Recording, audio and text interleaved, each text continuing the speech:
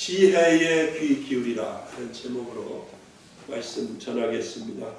세상에는 정말 수많은 소리가 있습니다. 듣기 좋은 소리 있지요. 산골짜기에 갔는데 골짜기에서 흘러내리는 그 물소리 정말 듣기 좋지 않습니까? 그죠? 깊은 산속에서 듣는 새소리는 마음을 평안하게 해주기까지 합니다. 또 음악소리, 사람마다 뭐 취향은 다르겠지만 자기가 좋아하는 음악소리를 듣는 것은 너무 좋습니다. 듣기 싫거나 듣기 거북한 소리도 있습니다. 금속이 날카롭게 이렇게 긁히는 소리, 끼익하는 소리 같은 거 소름 돋을 정도로 듣기 싫은 소리죠. 세상에는 듣지 않아도 될 소리가 있다고 생각해요. 들어서 기분 나쁘고, 들어서 두려움이 생기고, 들어서 괜한 염려를 불러오는 그런 소리들은 여러분 혹시 듣더라도, 친구에게 듣더라도, 누구에게 듣더라도 귀담아 듣지 마시기 바랍니다. 그런 소리는 들을 필요가 없습니다. 그러나 반드시 들어야 하는 소리가 있습니다. 들어서 나를 깨우치는 소리, 또 내가 들으면 내가 위로를 받을 수 있는 그런 소리, 들어서 내가 문제에 답을 얻을 수 있거나 들어서 내가 변화될 수 있는 그런 소리들은 악착같이 들어야 할 줄로 믿습니다. 그 소리가 어떤 소리냐 하면 지혜의 소리입니다. 아멘. 지혜의 소리입니다. 지혜가 무엇일까요? 잠언 9장 10절에 이런 말씀이 있어요. 여호와를 경외하는 것이 지혜의 근본이요 거룩하신 자를 아는 것이 명철이니라. 이렇게 말씀합니다. 보통 이제 우리가 생각할 때 야가 빠진 것을 지혜롭다라고 생각하기 쉬워요. 낄낄빠빠라는 말 들어보셨죠? 낄 때 끼고 빠질 때 빠지는 것을 또 지혜라 그렇게 말할 수도 있을지 모르겠습니다. 이 세상에서는 요령껏 처신하고 약삭빠르게 행동하는 것을 지혜라고 할 수도 있습니다. 그러나 성경은 분명히 우리에게 말합니다. 하나님을 경외하는 것이 지혜의 근본이고 명철이다. 그렇게 말씀해 줍니다. 여러분, 경외한다는 말을 참 많이 듣죠. 교회에서 특히 많이 듣는데, 경외한다는 말의 사전적인 의미는 공경하면서 두려워한다, 그런 뜻입니다. 그러면 하나님을 경외한다, 그러면 그게 어떻게 되냐 하면 하나님의 거룩함과 권위를 깊이 인정해드리고 사랑과 존중으로 하나님을 두려워하며 순종하는 태도를 말합니다. 다시 말하면 내 삶에서 하나님을 가장 높이고 내가 하나님 앞에서 바르게 살고자 하는 그런 마음과 삶의 자세를 하나님을 경외한다, 그렇게 말할 수 있습니다. 이런 마음과 삶의 자세가 지혜라고 하는 것입니다. 본문에서는 지혜가 의인화되었습니다. 의인화. 좀 어려운 말일 수 있는데 사람이 아닌 지혜를 마치 사람에 비기어서 표현하고 있다, 이 말씀이에요. 그래서 본문 20절과 21절 봅니다. 지혜가 길거리에서 부르며, 그죠?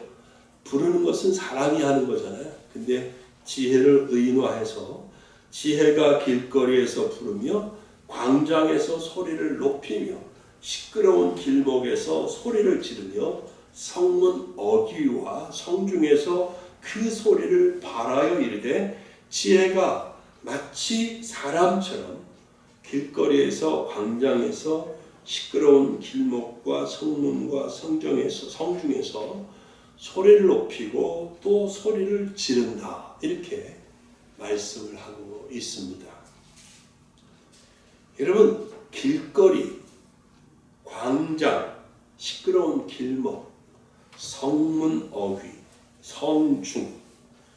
이런 것들이, 이런 장소들이 뭐예요? 사람들이 살아가는 삶의 자리예요. 삶의 자리. 다른 사람들과 함께 살아가는 삶의 현장이라는 것이죠. 그런 삶의 현장에서 지혜가 뭐 한다고요? 지혜가 부르고 소리를 높이고 또 소리를 지르고 바라고 있다 이 말입니다. 무슨 뜻입니까? 우리의 삶의 현장에서, 즉 가정에서, 직장에서, 시장에 가서 그런 곳에서도 우리는 기독교인으로서 하나님을 경외하는 삶을 살아야 한다. 그런 뜻이라는 거죠. 여러분, 우리의 신앙생활은 교회 안에서만 머물러 있는 것이 아니라 삶의 현장에서 그대로 이어져야 한다는 것입니다. 그러나 안타깝게도 그렇지 않은 경우를 많이 봅니다. 교회 안에서는 거룩한 모습으로 예배를 드리지만 교회 밖으로 나가면 믿음의 사람인지 아닌지 구별할 수 없는 경우가 많아요.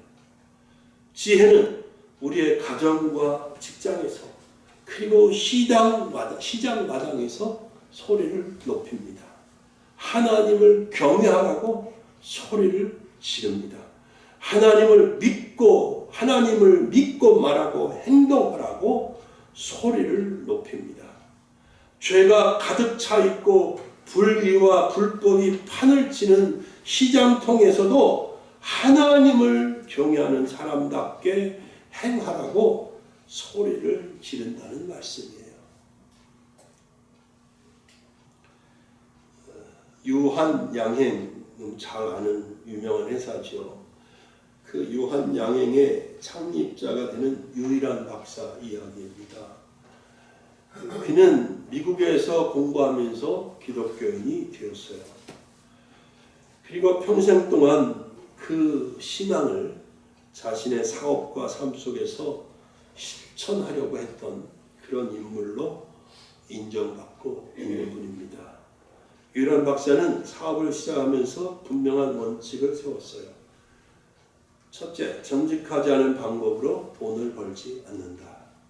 둘째, 직원들은 단순한 노동력이 아니라 존중받아야 할 사람으로 대한다.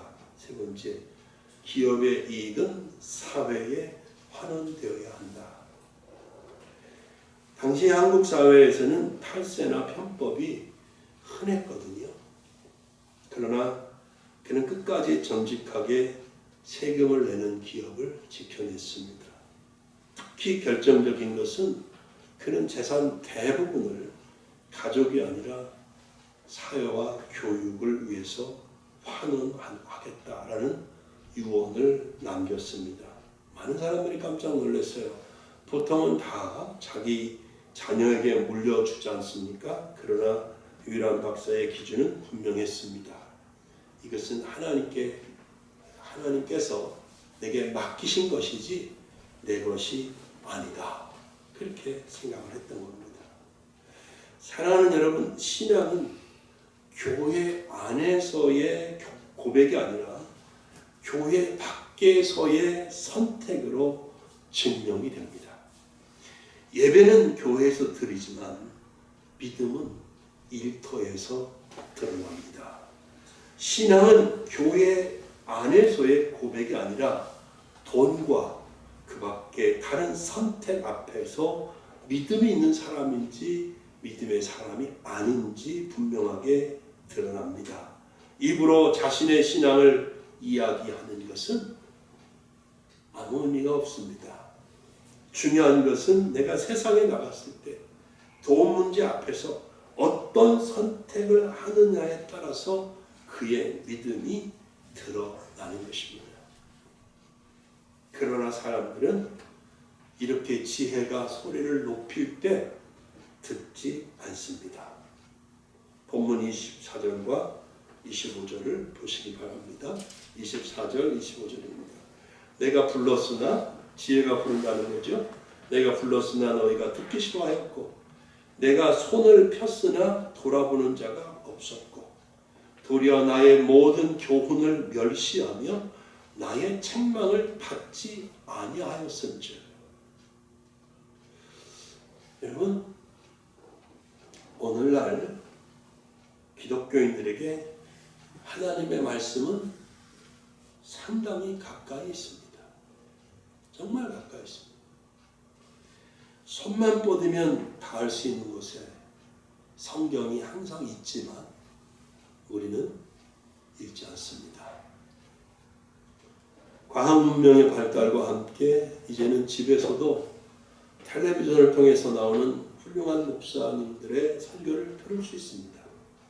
무엇보다도 인터넷이나 유튜브 같은 채널을 통해서 듣고 싶은 말씀, 궁금한 것들을 다 찾아보고 알아보고 들을 수 있습니다. 배울 수 있습니다. 그러나 사람들은 그렇게 하지 않습니다. 현대인들은 얼마나 바쁩니까? 라고 말할 수 있겠지만 저는 변명에 불과하다고 생각해요. 진짜 이유는 말씀이 지금 얘기하는 것처럼 지혜의 부름에 관심이 없다는 거지요. 29절과 30절이 이 사실을 적나라하게 폭로하고 있습니다. 29절과 30절 같이 읽어볼게요. 시작. 대저 너희가 지식을 미워하여 여호와 경외하기를 즐거워하지 아니하며 나의 교훈을 받지 아니하고 나의 모든 책망을 업신여겼음이니라. 맞는 소리죠. 하나님의 말씀이니까 당연히 맞는 소리인데 이 말씀처럼 사람들은 진리에 관심이 없습니다. 하나님의 뜻, 나를 향한 하나님의 뜻, 그게 뭐예요? 별 의미를 두지 않아요. 자신의 삶에서. 지혜의 부름에 주의를 기울이지 않습니다.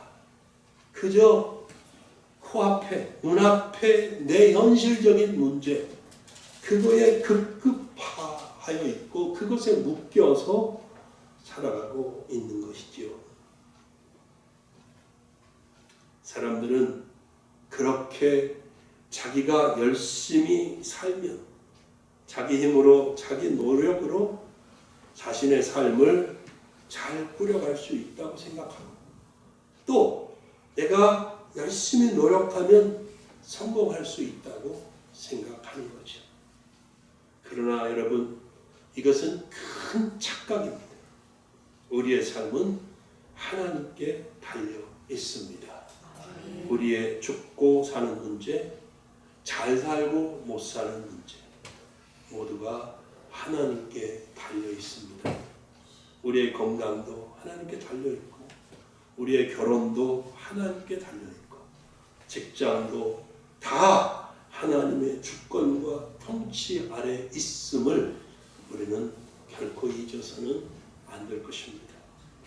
그러므로 지혜의 소리에 귀를 기울이지 않으면 삶의 평안과 복락은 흔들릴 수밖에 없습니다. 27절과 28절을 보십시오. 이 구절은 25절과 연결이 되어 있습니다. 25절 다시 보시면 도리어 나의 모든 교훈을 멸시하며 나의 책망을 받지 아니하였은즉 하고 중간에 물론 26절 있지만 26절도 마찬가지고요. 27절로 바로 연결됩니다. 그래서 27절과 28절 봅니다. 너희의 두려움이 광풍같이 임하겠고 너희의 재앙이 폭풍같이 일겠고 너희에게 뭐와 뭐가 근심과 슬픔이 임하리니. 여러분, 지혜에 부르는 소리에 귀 기울이지 않으면, 다시 말하면 하나님의 말씀을 육신의 귀로만 듣고 마음의 귀로 듣지 않고 무관심한 삶을 살면 그 삶은 안전하지 않습니다. 아무리 열심히 살아도 예수님 말씀대로 모래 위에 집을 짓는 것과 같습니다. 어느 날 인생의 폭풍우가 몰려올 때에 기초가 약한 모래 위에 지었기 때문에 쉽게 무너지고 말 것입니다. 28절 말씀대로 그 삶에 근심과 슬픔이 찾아올 수밖에 없는 것입니다. 외국의 경우이건 한국의 경우이건 하나님의 말씀 없이 살다가 이런 실패를 맛본 예는 많습니다. 이제는 인터넷이라는 매체를 통해서 찾아보면, 검색해보면 정말 많은 경우가 나옵니다. 근데 그 모든 것들보다 성경에서 예를 찾아보면 바로 삼손입니다. 삼손. 그는 태어날 때부터 나실인으로 태어나서 구별되었지요. 구별된 하나님의 사람으로서 하나님이 자기에게 맡겨주신 사명을 따라서 살아야 했습니다. 그러나 어느 시점부터 삼손은 하나님의 기준에서 벗어나기 시작합니다. 하나님이 금하신 관계를 반복적으로 선택을 하고 욕망과 감정에 따라서 행동을 합니다. 하나님 앞에 사명을 감당하려고 하지 않고 자신의 쾌락을 쫓아갑니다. 여전히 힘이 남아 있었지만 삼손과 하나님의 관계는 조금씩 무너져가고 있었습니다.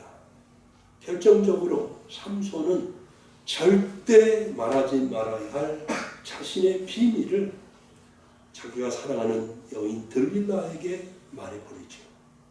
결과적으로 힘을 잃었고 블레셋 사람들에게 붙잡혀서 눈이 뽑히고 노예로 전락해 버렸습니다. 가장 소름 돋게 하는 장면이 무엇인지 아시겠습니까? 가장 소름 돋는 장면은 자기가 비밀을 말해버렸고 그래서 자기가 자는 사이에 머리털이 밀렸어요. 그래서 하나님이 이미 떠났어요. 자기에게서 힘이 다 빠져나갔어요. 근데 삼손은 그 사실을 모르고 벌떡 일어나서 이전처럼 힘이 있다고 생각했던 것이죠. 사랑하는 여러분, 스스로 자신을 살펴보시기 바랍니다. 하나님이 함께 하신다고 확신할 수 있습니까? 혹시 삼손처럼 하나님이 나와 여전히 함께 하신다고 착각하고 있는 것은 아닐까요? 여러분, 지혜가 부르는 소리에 귀를 기울이시기 바랍니다. 아직은 기회가 있습니다. 여러분, 지금 걷고 있던 방향에서 분명히 여러분 스스로 아실 수 있어요. 이거 내가 지금 잘못 가고 있지 않다면 돌아서셔야 합니다. 지혜의 소리에 귀 기울이고 지혜의 소리를 따라가시기를 바랍니다. 그러면 저와 여러분의 삶은 33절 말씀같이 될 거라고 확신합니다. 같이 읽어볼까요? 시작. 오직 내 말을 듣는 자는 평안히 살며 재앙의 두려움이 없이 안전하리라. 여러분, 구약의 십계명 말씀, 또 하나님의 전체 하나님의 말씀, 이 말씀 때문에 불편하다고 느끼십니까? 내가 하나님 몰랐으면, 내가 기독교인이 아니었으면 그냥 그런 거 신경 쓰지 않고 내 마음대로 갔을 텐데 괜히 십계명 알아가지고 이 기독교인이 돼가지고 이 하나님 말씀 때문에 내가 너무 불편해요. 그 말씀 때문에 내가 불편해요. 자유가 없어졌어요. 그렇게 생각하십니까? 착각하지 마십시오. 하나님의 말씀은 우리를 얽매고 우리를 구속하는 것이 아니고 도리어 우리를 보호해 주는 거라는 사실이에요. 비유하건대 운전자에게 교통법규와 같은 것입니다. 교통법규가 없으면 도로는 가장 위험한 장소가 될 거예요. 그죠? 그러나 교통법규가 있기 때문에 운전자가 안전하게, 편안하게 운전할 수 있는 거거든요. 하나님 말씀은 이 세상에서 우리가 아무렇게나 살지 않도록, 아무렇게나 가다가 어떤 길든지 가다가 어떤 짓인지 하다가 망하지 않도록, 멸망하지 않도록, 나락으로 떨어지지 않도록, 재앙을 만나지 않도록 우리를 보호해 주는 그런 말씀이라는 사실이에요. 하나님의 말씀은 이 세상에서 우리가 안전하게 그리고 평안하게 살게 해주는 지혜인 것입니다. 이제 말씀을 맺겠습니다. 여러분, 우리가 하나님과 예수 그리스도를 믿는 기독교인으로서 사는 것은 교회에 잘 나오고 헌금 좀 하고 주기도문 외우고 사도신경 외우는 것으로 끝나는 것이 아닙니다. 우리의 믿음과 신앙은 오히려 교회 밖에서 드러나야 합니다. 하나님은 우리가 이 세상에서 믿지 않는 사람들과 살 때에 세상에 죄가 가득 차고 불법이 판을 치는 그런 세상에 살면서도 믿음으로 살기를 원하십니다. 믿음의 삶을 살기를 원하십니다. 가정에서, 직장에서, 시장 마당에서 우리가 말하고 행동하고 선택하는 모든 것이 하나님을 경외하고 그 하나님을 경외하는 마음과 자세로부터 나오는 것을 하나님은 기대하고 계신단 말입니다. 여러분, 이제부터는 매사에 잠시 멈추고 생각하고 기도할 수 있기를 바랍니다. 이런 말과 행동이 과연 기독교인다운 것인가? 이렇게 결정하면 내가 하나님 앞에서 올바르게 결정하는 것인가? 내가 하는 행동은 이 세상을 본받고 이 세상이 하는 대로 따라가는 행동인가? 아니면 하나님의 선하시고 기뻐하시고 온전하신 뜻을 반영하는 것인가? 여러분, 지혜가 소리 지르고 있습니다. 여러분이 시장에 가도 지혜가 소리 지릅니다. 직장에 가도 지혜가 소리 지릅니다. 가정에 있어도 지혜가 소리 지릅니다. 지혜가 외칩니다. 지혜가 부릅니다. 지혜의 소리에 귀 기울이시기를 바랍니다. 기도하겠습니다.